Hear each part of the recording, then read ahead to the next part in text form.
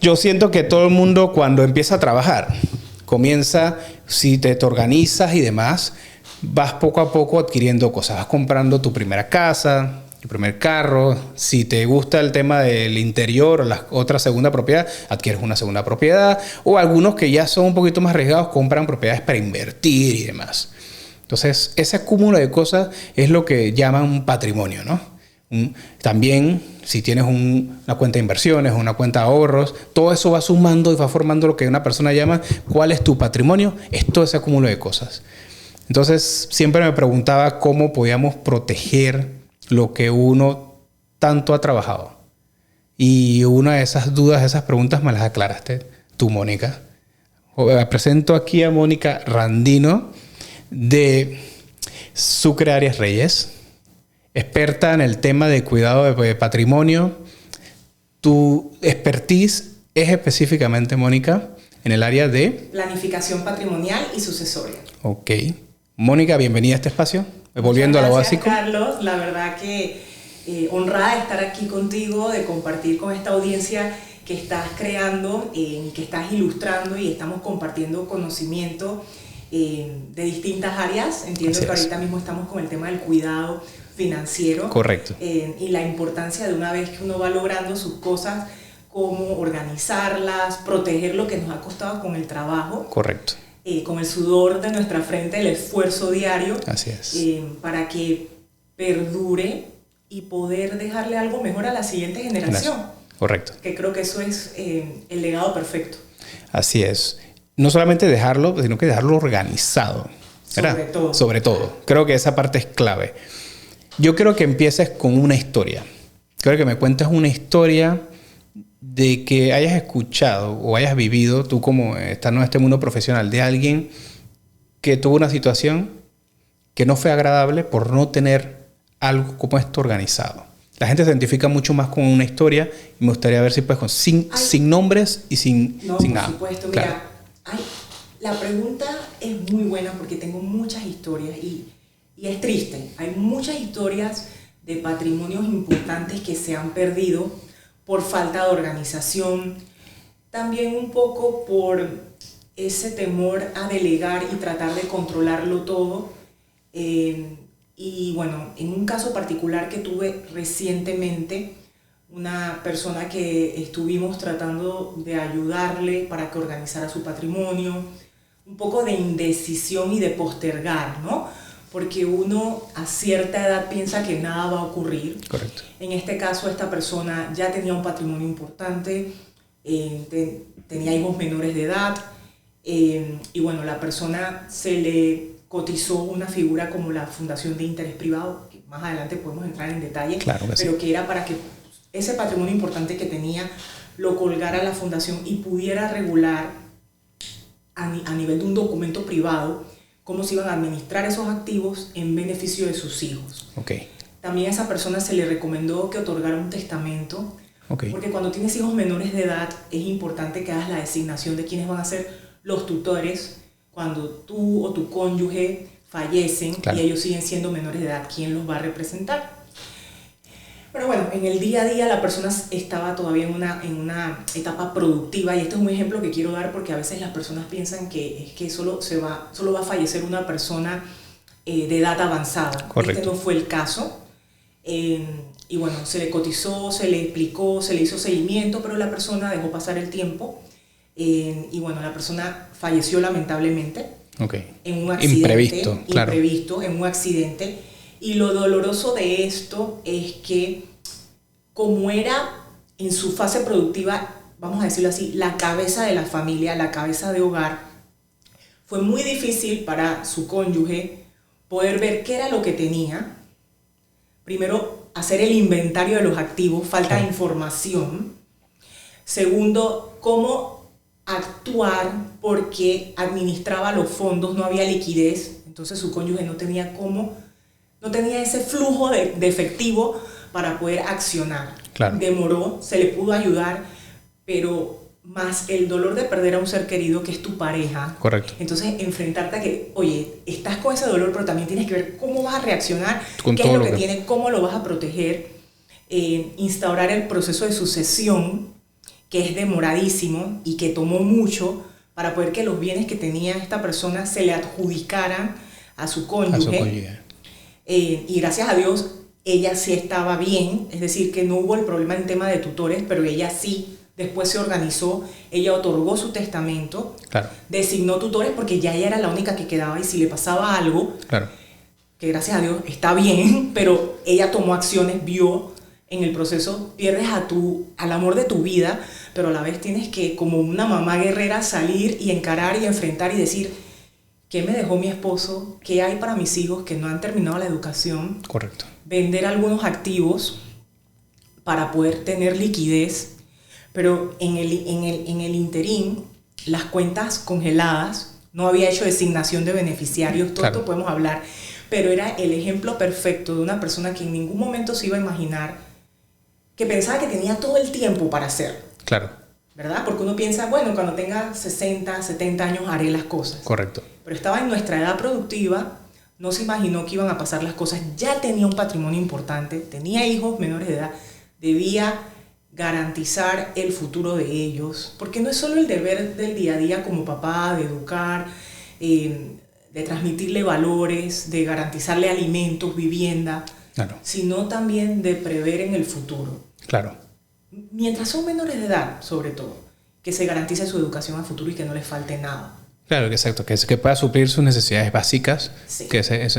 Claro, esa parte es interesante, qué interesante, porque mi siguiente pregunta, ya la respondiste, igual la voy a hacer para que quede constancia de la importancia. ¿Cuál es la edad crucial o cuál es la edad ideal para hacer esto? O sea, organizarme de esta forma, mi patrimonio. Mira que yo no lo pondría en tiempo de edad, sino de dos condiciones. ¿Tienes activos importantes ya? Cosas que te han... Porque puedes tener 25 años y ya tener un patrimonio. Y ahora con las nuevas generaciones, que con las nuevas fuentes de ingresos, todo lo que es el tema de los influencers, todos estos chicos que ya van generando un patrimonio importante. Correcto. Algunos de ellos dirán, bueno, todavía no tengo familia, pero oye, ya tienes cositas.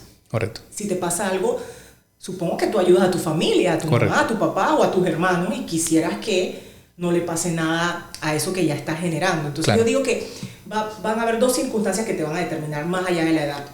Si ya tienes un patrimonio que vale la pena resguardar, por muy mínimo que sea, porque también hay muchas opciones. Puede ser solamente que tengas tus ahorros, una cuenta de banco.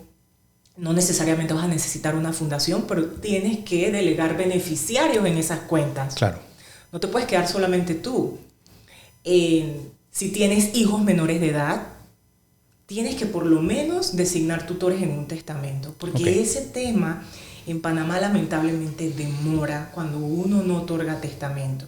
El testamento es este documento donde uno manifiesta su voluntad de qué quiere que se hagan con sus activos, pero también regula otros temas como la guardacrianza, designando tutores. Si tú falleces, tú vas a designar a tu cónyuge inmediatamente, y si fallecen simultáneamente, tienes que designar a alguien de tu entera confianza y no puedes delegarle eso a un juez, porque lamentablemente en Panamá, si tú no otorgas testamento, el juez es el que va a decidir por ti quiénes van a ser las personas que van a quedar al cuidado de tus hijos. Y puede que no sean las que tú deseas. Las que tú deseas, porque el Código Civil se rige por un orden de familiares y no indica si dice que abuelos primero, pero no indica si maternos o paternos. O sea que el juez, a su libre discreción, escogerá uno. Él elegirá al que a él le parece en ese momento. Claro. ¿Verdad? Sin conocer a estas personas. Sin conocer realmente a la persona, exacto. Claro. Entonces, yo diría que eso son factores determinantes. Tener ya un activo o un patrimonio importante, y ojo, ¿qué es importante? Es algo que no quieres que se pierda, porque tampoco es para millonarios. Hay este concepto falso de que uno tiene que tener millones para poder organizarse. No, tú puedes ya tener tu poquitos de miles de dólares, o puedes tener tu casita de la playa, o puedes tener tu vivienda principal, que aunque la estás pagando, oye, se sabe que tú vas primero a través de otro tipo de planificaciones como son los seguros. Correcto. Vas a tener un seguro que si a ti te pasa algo, esa vivienda va a quedar completamente paga, pero tú también vas a querer que ese activo lo herede la persona que tú desees. Correcto. Y que no se pierda con el tiempo, ¿no? Entonces yo diría eso, tener a tu respuesta no hay una edad, pero sí diría que no hay que esperar hasta que uno sienta que tiene mucho. Muchas cosas, ok. Esa era la otra. Otra cosa. La gente piensa que, bueno, todavía no tengo tantas cosas más adelante, pero el tiempo va pasando. Es mejor tener algo. Claro. Bajo cualquier escenario a no tener nada.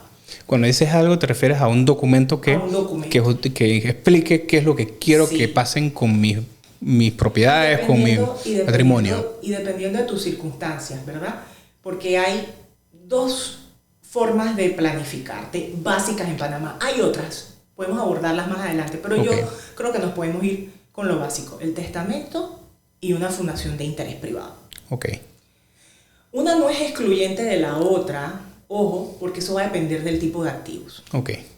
Si queremos irnos para un enfoque de profesionales clase media que ya tienen ciertos activos, que tienen casa, que han comprado una vivienda en la playa, que tienen acciones en compañías, que ya tienen unos ahorros significativos, digamos, una familia un poco más sólida financieramente hablando. Cuando ya hay una solidez financiera, yo recomiendo la figura de la fundación de interés privado.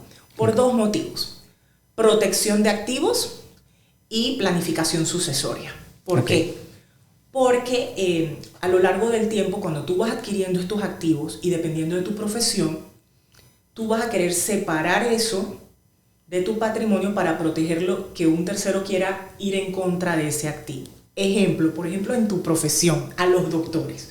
A los doctores yo les recomiendo la figura de la fundación, porque ustedes pueden ser siempre objeto de algún tipo de demanda, ya sea por negligencia o por mala práctica, y cualquier persona que se sienta con un derecho en demandarlos va a ir tras el patrimonio de ustedes. Correcto. ¿Verdad? Pero tú vas a querer garantizar que eso no te deje a ti en la quiebra, o que eso afecte el patrimonio que tú tienes ya organizado para tu familia. Claro. Entonces, a través de la fundación de interés privado, tú puedes proteger ese patrimonio. Porque tú lo separas, ya no está a nombre de Carlos Rebollón, sino que está a nombre de una fundación. Claro.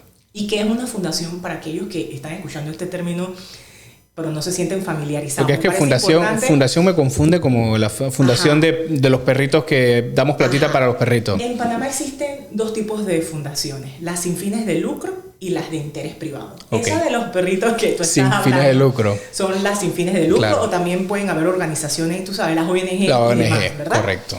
Pero la fundación de interés privado no es más que un híbrido entre un fideicomiso y una sociedad anónima. Ok. ¿Por qué es un híbrido? Es un híbrido porque, como un fideicomiso, administra activos en favor de terceros, pero a diferencia del fideicomiso, tiene personería jurídica propia como una sociedad.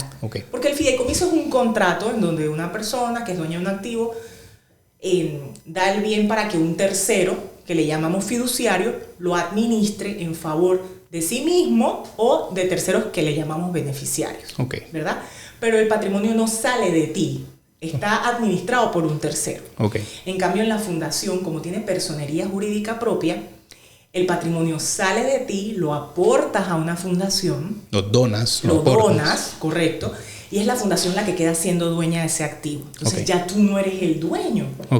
Pero sí, a nivel de la fundación hay un documento privado que se llama reglamento, que es como una carta de deseos, donde tú vas a designar beneficiarios, y muy similar a un fideicomiso va a haber un orden de sucesión. Tú vas a decir que en vida todos los activos que aportes a esa fundación, el beneficiario puede ser tú en vida. Si te pasa algo, tu cónyuge o tu cónyuge e hijos en partes iguales. Entonces ahí hay una libertad y una flexibilidad. Y si ni Dios lo quiera les pasa algo a todos, tú dispones beneficiarios contingentes, que serían aquellas personas que, si ninguno de tus seres queridos está con vida, tú deseas que entonces sean quienes se beneficien de ese patrimonio. ¿Verdad? Entonces, también es importante indicar que la fundación, a diferencia de una sociedad, ella no puede hacer actividades comerciales. Es decir, no es que como una sociedad va a contratar, va a prestar servicios. Correcto. No debemos confundirla con eso. Por eso es fundación de interés privado. Como su nombre lo dice, es nada más para ser tenedoras de activos en interés de una familia de forma privada. Entonces, te da la flexibilidad de que a diferencia de un fideicomiso, que un tercero te está administrando el activo, tú mismo lo puedes administrar a través del órgano que ellos tienen, que es el Consejo Fundacional. Okay. ¿Qué es el Consejo Fundacional? Es como si fueran los directores de una sociedad anónima. Ellos administran la fundación, administran los activos de la fundación. La misma familia puede ser, mientras sean mayores de edad, pueden ser los miembros del consejo. Okay. Hay una figura, una tercera figura, que es la del protector, que es opcional. Okay. Esta figura del protector aplica cuando no hay 100% la confianza de que el consejo va a actuar de forma debida. Correcto. Y necesitas tener a alguien que fiscalice que las actuaciones estén un mediador. en orden. No le llamaría un mediador, un fiscalizador. Fiscalizador, ok. Porque es el que va a vetar cualquier decisión. Y la va a vetar garantizando de que sea siempre lo que esté en el reglamento y que sea en beneficio de los beneficiarios, valga la redundancia. Okay. Entonces, está la figura del fundador, que es el aportante, es decir, la persona que va a donar los activos, okay, que puede coincidir también en ser miembro del consejo, puede ser uno de los miembros del consejo y también puede ser uno de los beneficiarios. Todo esto suena enredado, pero al final imagínense que es como administrar tus activos a través de una entidad legal, que tú no eres el accionista porque la fundación no tiene accionistas, sino que tiene beneficiarios, pero es una forma de controlar tus activos sin ser directamente el dueño. Claro. ¿Y por qué es importante que no seas directamente el dueño? Porque ahí está el beneficio sucesorio. La persona jurídica no perece a menos okay, que se disuelva, a menos que la cierres. Okay. Entonces, como ella va a tener vida perpetua, o sea, la fundación va a estar abierta, va a estar hasta que decidan cerrarla. Así es, hasta que decidan cerrarla. Así que los activos nunca van a dejar de tener dueño. Correcto. ¿Verdad? O sea, que va a ser la fundación. La propiedad per se es de la fundación. Correcto. Pero en beneficio de los integrantes de ese grupo familiar, en okay, el orden que así lo decidan los que la organicen o la constituyan. Ok. Ahora me queda mucho más claro. O sea, la fundación es digamos que es un ente que tiene todas las propiedades metidas ahí. Y ese ente, si hoy yo fui ¿cómo lo dices tú? El que recibe. Yo fui el fundador, el que recibe. El que aportó. Exacto. Yo soy el hijo del que creó la fundación. Uh-huh. Yo soy el beneficiario. Uh-huh. Yo puedo recibir esta fundación y después tengo hijos y se lo puedo dárselo a mis segundos, sí, obviamente. Sin tener que cambiar la propiedad. Correcto. Porque la propiedad sigue siendo de la fundación. Correcto. Y eso es lo que facilita, esa es una de sus mejores ventajas, que es la flexibilidad al momento de sucesión. Se sigue pasando de generaciones. Porque sobre esos activos no va a haber un proceso en un juzgado sobre sucesión, porque el dueño es una entidad jurídica, no eres tú en persona natural. Entiendo, ok. Entonces esto controla bajo un reglamento que se hace se hace lo que está escrito acá. Es correcto. Okay. Eso es como de manera sencilla pero está perfecto, me parece fenomenal, porque lo que hablabas, nadie nos enseña esto. No. Nadie nos enseña esto. ¿Dónde Mónica se inspiró a querer aprender de esto? ¿Dónde tuviste? Imagino, yo le comentaba con el invitado anterior de que usualmente estas cosas pasan porque uno tuvo una vivencia, o pasó algo, sí, o alguien escuchó y ¿sabes qué? ¿Qué tal si aprendemos un poco más aquí? Y ahí uno se inspira. ¿Dónde se inspiró Mónica? Hubo de todo un poco dentro de mi experiencia personal. Mi propio padre, él ni siquiera otorgó testamento, generó conflicto familiar. Tengo que reconocer que fue incómodo porque como no expresó su voluntad en vida, entonces hubo especulaciones. Claro. El proceso de sucesión fue demorado, fue tortuoso, para los hermanos fue muy incómodo. Y ya desde allí, yo estaba estudiando Derecho cuando mi papá falleció. Claro. Entonces, cuando yo estudié Derecho, mira que yo no pensé que iba a dedicarme al derecho patrimonial o al derecho de familia y sucesión. Yo pensé que yo me iba a dedicar al derecho marítimo. Ok. Dirías que son dos ramas diametralmente opuestas. Pero después empecé a ver esto de la parte humana de ayudar a las personas a organizarse. Y son cosas, Carlos, tan básicas. Por ejemplo, el Código Civil regula... Mira, el Código Civil es antes... El Código Civil que nosotros heredamos es desde el Código Español. O sea que las opciones, por ejemplo, lo básico que es un testamento, existe Yo creo que desde que nos hicimos república. Okay. ¿Y cuánta gente otorga testamento? El porcentaje es mínimo. Okay. O sea, que estamos hablando de que es falta de información, porque la opción siempre está. Eso le te iba a preguntar. Entonces, ¿por qué razón? Ahora vamos con el tema de la fundación. La ley de fundaciones en Panamá se adopta en 1995, o sea que el otro año cumple 30 años de existir. Okay. Que es bastante también, y las opciones siempre han estado allí. Entonces, como te decía, en ese momento, con esa experiencia personal de mi papá, de que no se organizó, de que no otorgó testamento, yo tuve que empaparme, entender qué era lo que iba a pasar en un juicio intestado, cuánto iba a demorar. Intestado es sin testamento. Sin testamento. Okay. Y me vi afectada. Entonces, luego, dentro de mi práctica, pasé a otra área del derecho, que era el derecho comercial o mercantil, y empecé a ver las bondades de la fundación a diferente escala. Okay. No solo para personas con grandes patrimonios, sino también para personas como tú o como yo, que somos ya profesionales. Oye, que no somos millonarios, pero que ya tenemos algunos activos que queremos proteger, claro. Porque nos ha costado. Nos ha costado la vida. Nadie nos los regaló. Correcto. ¿Me sigues? Entonces, 100%. si está la opción jurídica, ¿por qué no? ¿Ves? Bueno. Y sobre todo que la fundación es mucho más eficiente en cuanto a temas de costos que un fideicomiso. Cuando uno tiene un fideicomiso, los gastos administrativos, porque tienes que pagarle a un tercero para que administre el activo, okay. son más mayores. costosos, claro que sí. Claro. Y es yo amo la fundación de interés privado. Amo todo lo que puedes hacer con ella. Claro, es muy versátil. Entonces, digamos que allí, y con la historia de cada familia, y tengo que decirte algo, en pandemia,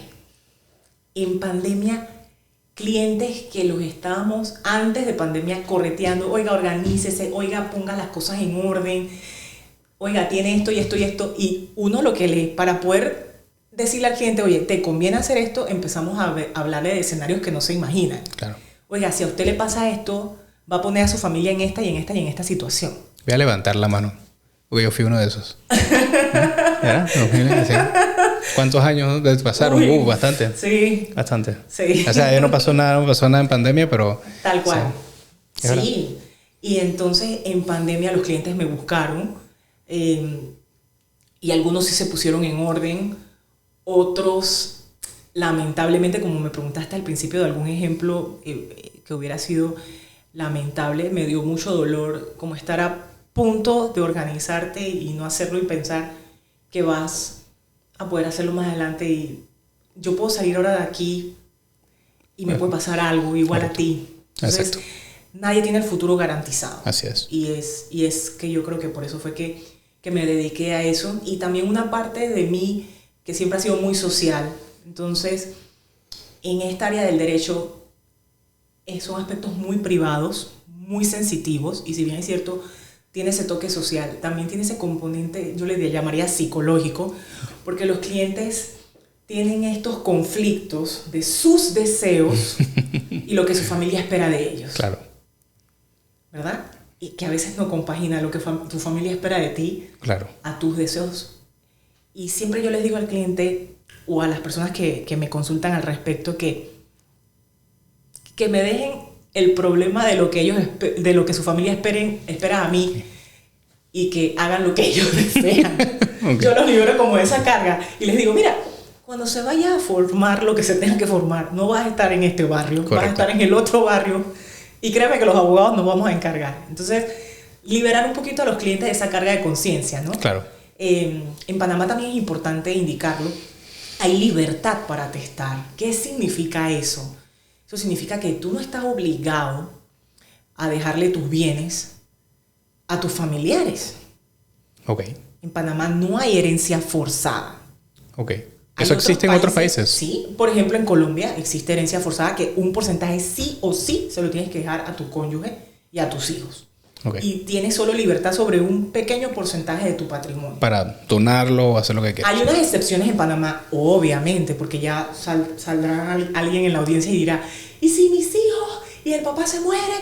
Obviamente, cuando no se otorga testamento, el juez va a garantizar los alimentos de sus hijos y va a declarar como herederos a la cónyuge sobreviviente y a los hijos. Cuando no hay testamento. Cuando no hay testamento. Okay. Y cuando tú dejas un testamento, testamento, sí tienes que garantizar también alimentos si tienes hijos menores de edad al momento en que vayas a otorgar el testamento. Es decir, que casi sobre todo vas a poder regularlo de manera libre, pero siempre garantizando lo que es alimentación, los gastos de manutención de tus hijos. Básico, claro. Pero no hay una obligación per se con demás miembros de la familia. Claro, con padres, hermanos, etcétera. No lo existe. Tienes libertad para poder designar a quien quieres dejarle tus activos. Entonces, lo mismo pasa con la fundación.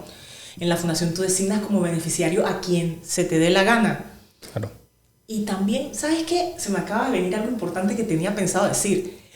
Ahora, en estas sociedades modernas, en donde las familias ya no son las tradicionales de antes, pues que no estés casado, pues que no tengas capitulaciones matrimoniales, puede que no estés enamorado de nadie y le quieras dejar todo a tu mejor amigo o a tu mejor amiga, o incluso para las parejas de la comunidad LGTBQI, y discúlpenme si lo digo mal, la fundación es un excelente vehículo, porque tú le puedes dejar a tu pareja sentimental o a la persona que tú quieres los activos protegidos dentro de una fundación. Claro.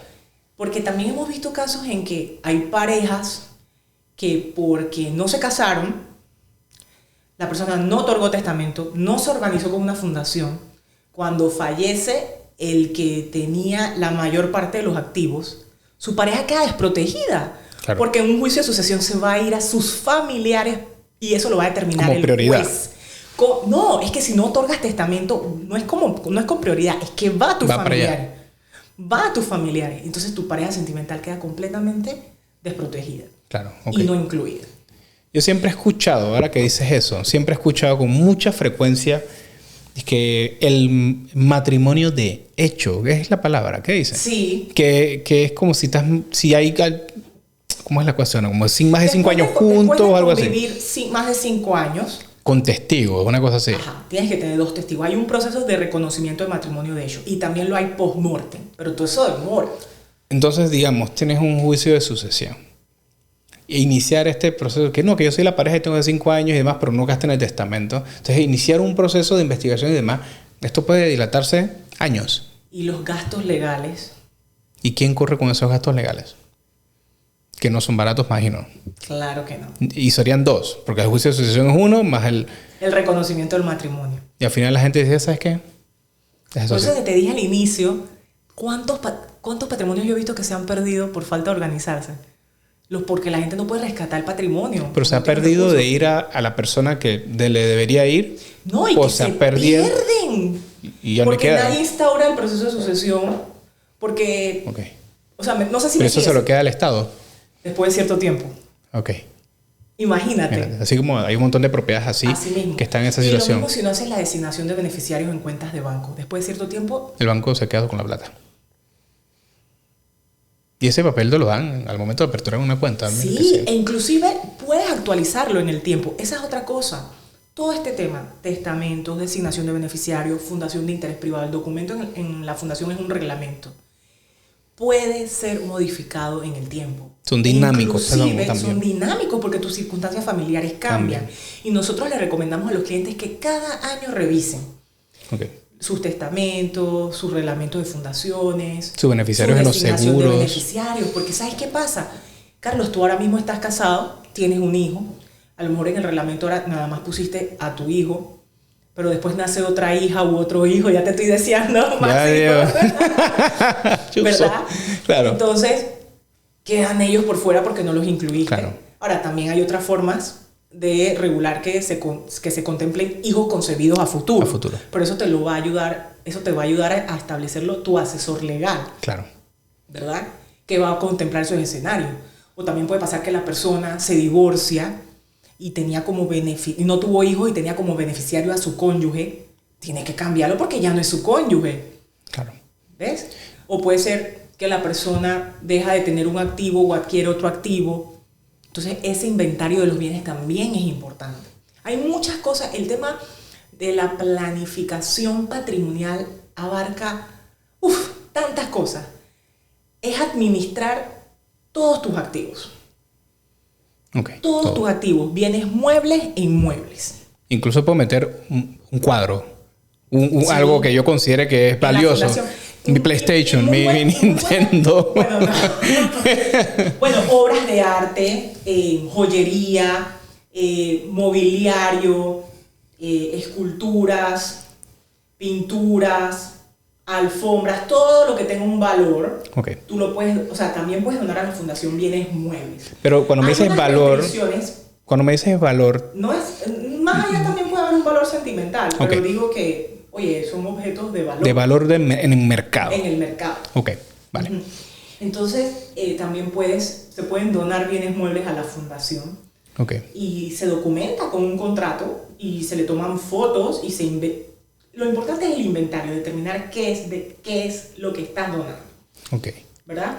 Y me quedé con algo importante que le quería comentar a la audiencia, y es que no recomendamos que a la fundación se cuelguen automóviles o vehículos. Eso te iba a preguntar, si había algo que no recomendabas meter Nada dentro de la que fundación. tú consideres que pueda generar un tipo de contingencia, porque estarías arriesgando todo el patrimonio. Claro. Supongamos que ni Dios lo quiera, tú traspasas un automóvil a una fundación y tienes un accidente.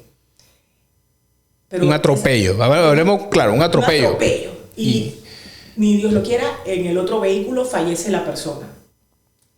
Entonces, ¿quién era el dueño del vehículo? La fundación. La fundación. Se va a encontrar todo el patrimonio. Claro. No tiene sentido. Claro. No tiene sentido. O sea, ¿eso sí lo recomiendas? ¿Que esté a título personal o una razón social o alguna cosa de estas? Tal cual. Ok.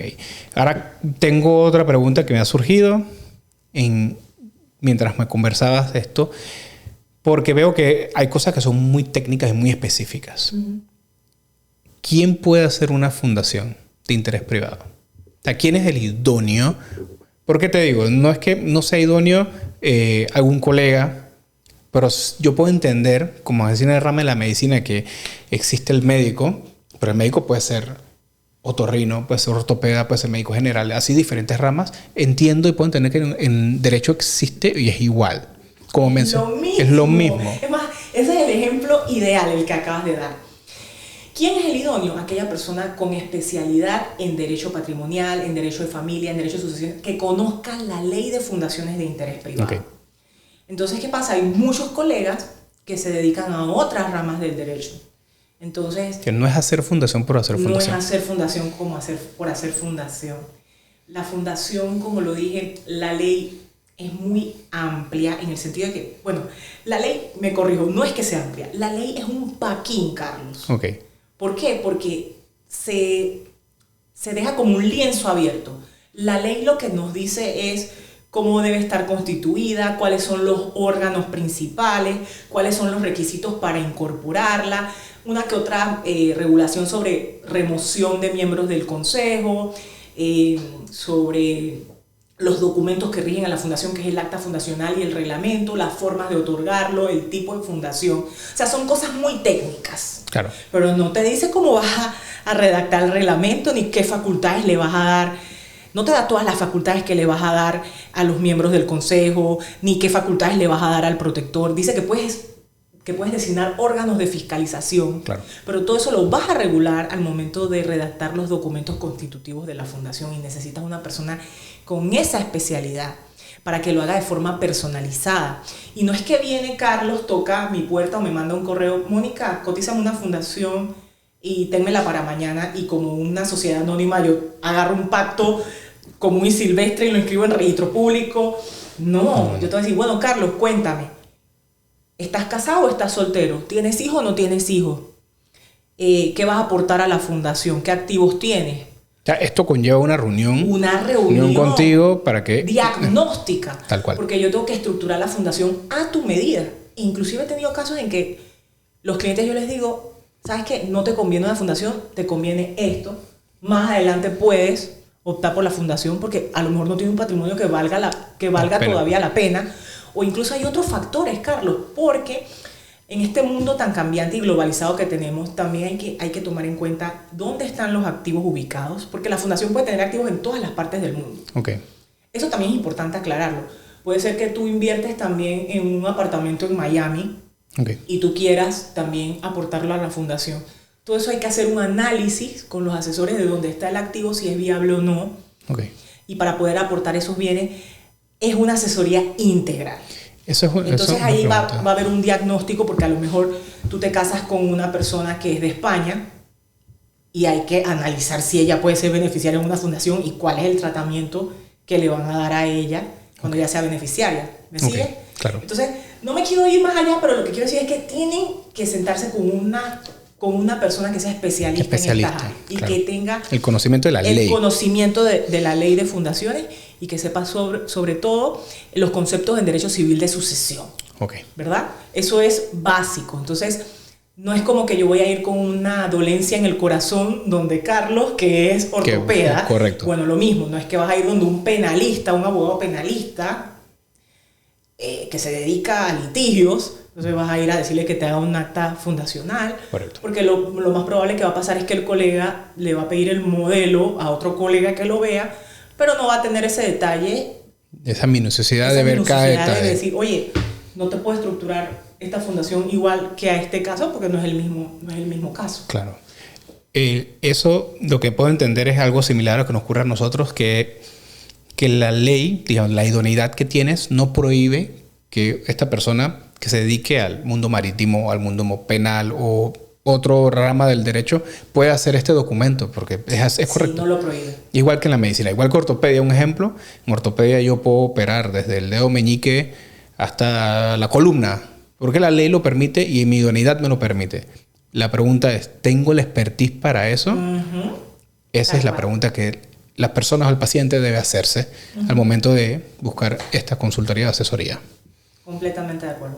Mira, interesante, interesante. No sabía que estábamos tan relacionados en ese aspecto en el mundo del derecho. Los doctores y los abogados es así. O sea, cada especialidad con su experto. Claro, tal cual. Porque esto te puede ayudar, porque pueden quedar como cosas como que no cubiertas, es lo que puedo entender, ¿no? Cosas no cubiertas que valdría la pena haberse contemplado antes de... Es que su ventaja y desventaja es eso, la flexibilidad. Entonces, si la fundación la estructuras mal, no va a tener los efectos que tú deseas. Okay. Y puede generar entonces un problema futuro. Vale, ok. Entonces no va a cumplir con su objetivo. Con su objetivo, tal cual, que es protección del patrimonio. Tal cual.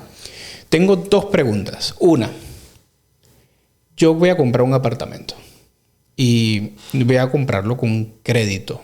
Voy a ir a un banco a solicitar un crédito, que es la forma en que la mayoría de las personas compran su primera vivienda. Yo puedo solicitar que ese crédito, no tanto el crédito, pero esa propiedad sea asignada directamente a la fundación, siendo yo el acreedor hipotecario, o sea, yo siendo el deudor, el que él tiene el crédito, pero sabiendo que él no es dueña la fundación hasta que se cancele la hipoteca, o eso no lo puedo hacer. Siempre tendré... Mira que es muy buena tu pregunta. Y en la mayoría de los casos sí vas a poder, siempre y cuando tú demuestres tu solvencia y seas el garante de la deuda. Okay. Aquí también depende mucho de los bancos, y tengo que reconocer que hay bancos que sí manejan esa figura de que puedes adquirir el inmueble directamente en la fundación, garantizando que tú eres el beneficiario de la fundación, ¿verdad? Okay. Y que eres el deudor, okay, el que va a garantizar entonces la deuda. La deuda. Entonces sí es posible. Sí es viable. Posible. Pero ahí hay que asesorarse. También tienes que explicarle la figura al banco, ¿no? Okay. La mayoría de los bancos en Panamá lo permiten. Lo permiten. Sí. Ok. Y mi segunda pregunta es, yo he visto también que hay personas que compran propiedades y la ponen en una razón social más que en una fundación. ¿Hay algún beneficio en hacerlo de esa forma o realmente...? Porque entiendo que después... Hay un beneficio y es cuando uno hace inversiones inmobiliarias. Ok. Nosotros recomendamos que lo compres a través de una razón social. Por ejemplo, si es una vivienda en donde no vas a residir y que la estás comprando como una inversión para ya sea alquilarla o venderla a futuro. Okay. Eso te va a facilitar poder disponer de ese activo a futuro, porque puedes vender esa razón social a través de un contrato de compraventa de acciones. Ok, la vendo con todo el paquete. Con toda la sociedad, ¿ves? Okay. Entonces, también segregas, esto le llaman como capas o layers. Porque, por ejemplo, tú tienes en las oficinas, hablemos de un grupo económico, te voy a dar este ejemplo, una cadena de restaurantes, ¿verdad? Eso es la parte operativa. Entonces, cada sucursal tiene una razón social. Claro. Y supongamos que cada sucursal es dueña de su propio inmueble. Okay. Y lo tiene bajo una razón social. Y arriba hay una fundación. Okay. Lo importante aquí es que te permite segregar las posibles contingencias, porque si ocurre algo a un inmueble no te afecta a los otros porque está bajo una razón social diferente. Comprendo. ¿Verdad? Eso es un escenario, un poquito más grande. Ahora vamos con un escenario de inversión inmobiliaria. Compras una casa en la playa, pero tú tienes tu vivienda principal. Claro. Tu vivienda principal la puedes colgar directamente a la fundación porque no prevés a futuro venderla. Okay. Pero la casa de la playa, bien o no, tal vez la quieras poner en alquiler o también decidas a futuro venderla. Muchos proyectos inmobiliarios ya te venden los apartamentos a través de una razón social. Okay. Te ayudan a crear la razón social y a nivel de esa razón social o sociedad anónima emites las acciones a la fundación. Okay. ¿Qué te facilita? Que supongamos te sale un comprador, tú el único activo que tienes en esa razón social es ese inmueble propiedad.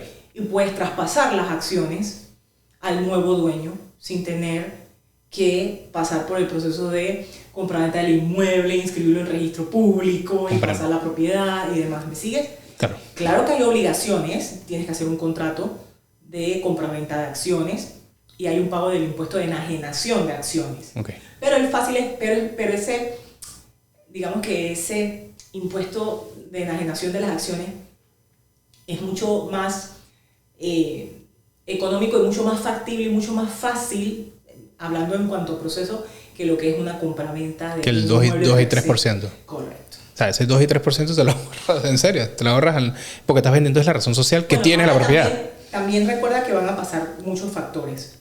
Hubo un cambio en la ley en cuanto al impuesto de inmueble. Cuando no se genera una ganancia, se pagaba el 2 y el 3%, aunque no generara ganancia. Okay. Ahora solo pagas el 2% de enajenación. Si no te genera ganancia, ya no tienes que pagar por adelantado el 3%. Okay. Ahora, si hay una ganancia, obviamente tienes que pagar el 2 y el 3%.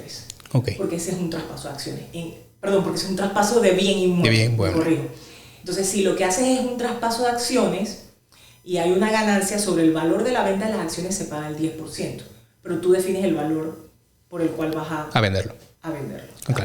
Okay. Pero yo lo que digo que la ventaja más allá en cuanto al pago de impuestos que va a corresponder, porque hay que hacerlo, hay que pagarlo. Que sea enajenación de acciones o sea la transferencia del bien inmueble, tienes la ventaja de los tiempos y del proceso, que es mucho más expedito porque la propiedad sigue siendo de la sociedad. Claro, el propietario, el dueño es el mismo. Lo que cambiaron las acciones de un lado a otro. Ok. Es interesante. No sabía esa parte de cuál era la perspectiva. Y es que, bueno, pero es que si cada propiedad que uno compra va aumentando los gastos operativos de cada cosa, ¿no? Yo lo veía de esa perspectiva, ¿no? Pero ya entiendo un poquito el porqué porque también es más fácil el tema de la transacción de compra y venta. También va a haber un escenario, es como todo. Si tienes muchos activos, vas a tener más opciones de cómo lo vas a estructurar. Claro. Cuando tienes pocos activos, no vale la pena tener tantas razones sociales, tantas cosas que son gastos que a nivel administrativo anualmente te van a generar, van a ser importantes, van a ser gastos importantes, ¿no? Claro.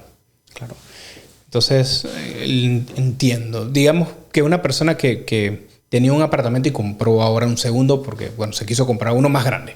Y ese escenario, que no es una persona que está pensando como en negocio, pero bueno, ahora tiene una zona propiedad y la va a alquilar.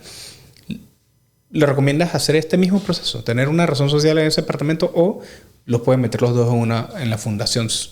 Depende del caso. Recomendaría que lo hiciera a través de una sociedad. Porque cuando alquilas, y tomando en cuenta que tu único activo no es esos inmuebles, sino que también tienes tus ahorros y otras cosas en la fundación, cuando alquilas pueden pasar cosas. Ya entiendo. El inmueble, a lo mejor por negligencia de las personas que están viviendo allí, hay un incendio, un accidente o algo. O ocurre un accidente, entonces... Van a caerle al propietario. Ya te entiendo. Es segregar las responsabilidades y cualquier contingencia. Claro, entonces me queda mucho más claro que todo esto realmente es para protegerte. Entonces, si este es una propiedad que al final es tu negocio, es cierto, pero no quieres que esté metido contra el resto del patrimonio, entonces tenlo afuera. Así es. Tenlo afuera. Oye, interesante. Por eso también hay que analizar cada tipo de activo. Claro, es lo que me ¿Qué uso le das? Correcto. El uso también te va a determinar qué riesgo representa para el resto del patrimonio. Comprendo, ok. Esa parte, exacto, el riesgo que tiene asociado y si quieres asumir ese riesgo y ponerlo alrededor del resto del patrimonio que comprendo. Oye, interesante, Mónica. Muchas gracias. Muchas gracias porque he aprendido un montón y estoy seguro que la audiencia también va a aprender bastante. Sí, no, y es un tema amplio. Consulta, cualquier duda, estoy a la orden. Los que queden interesados en el tema, con mucho gusto. Claro, porque... tengo la pregunta que me hizo el invitado anterior para ti. Bueno, dale, entonces, ahora después, me tienes que dar una pregunta que la vamos a hablar ahora off camera, fuera de cámaras. ¿Okay? Okay. Entonces, la pregunta que nos hicieron era eso. O sea, si tenías alguna historia, que bueno, que nos respondiste al principio, ¿eh? Una historia de alguna persona o un cliente, alguien que había tenido una experiencia que el tener una buena fundación, un buen cuidado de patrimonio, le había ayudado en ese caso me contaste una historia del que le ocurrió el no tenerlo. Sí. Pero una historia positiva de que le pasó esto y tenía un... Tengo una historia positiva y creo que es importante cerrar con eso. Y tengo una historia positiva que surgió en pandemia. Ok. En el año 2020 me contacta un señor, 87 años, okay. En pleno uso de sus facultades mentales y cognitivas. Quería poner todo en orden. Hijos de distintos matrimonios. Ok. Todos mayores de edad. Le constituimos su fundación, dejó su reglamento súper claro, buscaba mucho la armonía. Este señor me decía, si no se ponen de acuerdo, dejan de ser beneficiarios. Esa fue su condición. Okay. O sea, o ustedes se ponen de acuerdo o ustedes no van a ser beneficiarios. El señor... Eso lo puede decidir el fundador. Eso lo puede decidir el fundador. Que era el señor. Lo vi en varias videollamadas. Este señor falleció el año pasado. Todo lo organizó. Teníamos el inventario de los activos. Yo tenía los emails de sus hijos. Había instrucciones de quién era la persona que me podía contactar para informarme de su fallecimiento. Porque hay también un tema de privacidad, de confidencialidad. Esta persona me contacta. Pero lo bonito de todo es que se pudo hacer como él quería, como él lo deseaba. Claro. Y también pudimos protegerlo. Una circunstancia con un beneficiario puntual y se ejecutó todo conforme a lo que decía el reglamento. Se hicieron las distribuciones conforme lo deseaba el reglamento. En este caso, esa fundación no sigue porque el deseo del fundador era liquidas todo y distribuyes, y cada quien que haga lo suyo, pero se tienen que poner de acuerdo para liquidar y distribuir. Claro. Entonces, eso también se puede hacer. O sea, okay. Te hablé de que la fundación puede durar o perdurar en el tiempo, pero el fundador también puede determinar que, mira, mi objetivo es nada más que una vez yo fallezca, se distribuya esto y ya que cada quien organice su patrimonio. Okay. Porque también estamos hablando de un escenario que el señor tenía hijos de distintos matrimonios, así claro. Que él sabía que eso iba a ser pelea. Que eso iba a ser pelea. Claro. Y hubo pelea para ponerlos de acuerdo. Pero que al final... Pero pelea antes de que el señor falleciera. Después incluso con un testamento pasa. Siguen peleando. Es que recuerda que la gente siempre va a pelear. Pero si tienes algo sólido y bien redactado, no les va a quedar opción. Entonces el señor tenía su cosa muy sólida, muy redactada. Uno de sus mejores amigos era el protector. Ok. ¿Verdad? Ni siquiera un familiar. No, era una persona imparcial si tenía dos familias. Claro. Hijo de dos familias. ¿Ves? Comprendo. Era una persona imparcial y con esa persona nos manejamos excelente. Que ese protector después me contactó para hacer su estructura porque vio lo importante. Funcionó. Correcto. Y qué bonito porque, si bien es cierto, no lo voy a negar, me dolió que falleciera el cliente. Lo bonito fue ver, oye, sus deseos se cumplieron. No es que no. Eso es importante lo que acaba de decir. Hubo pelea. Es que siempre va a haber alguien que va a reclamar, Carlos. Por eso es que tienes que proteger el patrimonio y tienes que organizarlo y tienes que hacer las cosas bien. Para que cuando llegue el que reclame, no se salga con la suya. Claro. A menos que tenga un derecho real. Claro. Porque obviamente, si hay un derecho real y legítimo, que reclame. Y se puede. Pero que... Se puede reclamar, digamos, tiene un derecho real. Claro, porque puede pasar que haya una persona que te controle la fundación. Estoy hablando de un escenario, no confundir, estoy hablando de un escenario en que no quieran hacer cumplir lo que está en la fundación. Tú puedes reclamar para hacer valer tus derechos legítimos que están establecidos en la fundación.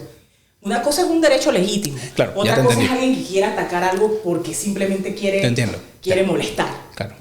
¿Ves? Que en este caso era el caso. No podía molestar porque estaba todo claro. Todo claro. Era lo que hablaba de la flexibilidad que te da la fundación, que puede ser el talón de Aquiles. Si no la estructuras bien y hay vacíos, por ahí se pueden meter los goles.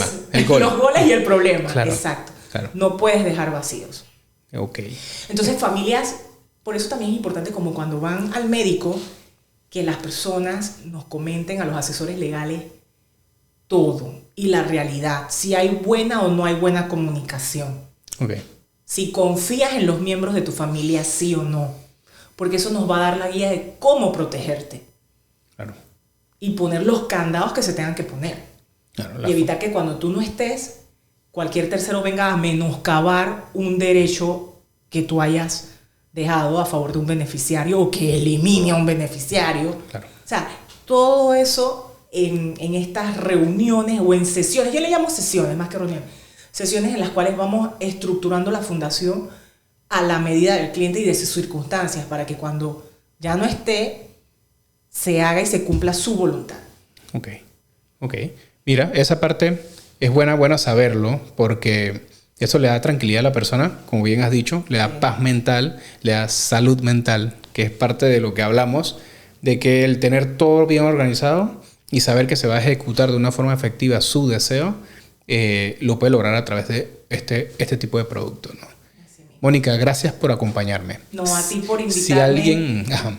Yo siento que con independencia de todo, en nuestra labor que es ayudar a las personas, tú en materia de salud, yo en materia de planificarse, patrimonialmente hablando, la docencia es importante.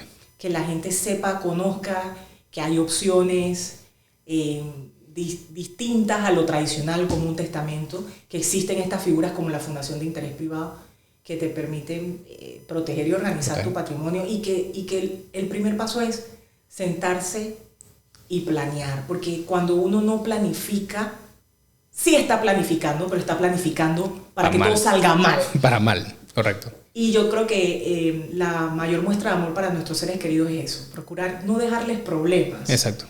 Porque muchas veces por inanición, que es no hacer las cosas, en vez de heredarle lo que hemos adquirido producto de nuestro esfuerzo, lo que estamos haciendo es legando conflictos y problemas a nuestros seres queridos. Y lo que queremos es que, oye, que cuando uno ya no esté, déjales esa tranquilidad, que puedan pasar ese duelo, ese momento difícil, pero sabiendo que todo quedó en orden. Claro. Y lo que acabas de decir, paz mental. Tal cual. Uh-huh. Mónica, si la gente quiere contactarte, quiere saber de dónde pueden adquirir o escuchar tus servicios o tu asesoría, ¿dónde te pueden contactar? ¿Dónde pueden encontrar información de ti? Bueno, me pueden contactar en las redes sociales de Sucre Arias y Reyes, en LinkedIn es Sucre Arias y Reyes, Panamá, okay. SAR Panamá. En LinkedIn es en Instagram es @SARPanamá y mi correo electrónico es mdemonica.randino@sucre.net. Perfecto. Eso lo vamos a poner debajo en la descripción para que la gente que esté interesada en conocer un poco más te pueda contactar. Y cualquier duda, cualquier consulta sin compromiso. Es el momento. Claro que sí. Ese es el momento, como bien has dicho. Señores, Mónica Randino de Sucre Arias y Reyes, gracias por tu tiempo. A ustedes, que estén bien. Bye. Hasta luego. Chao.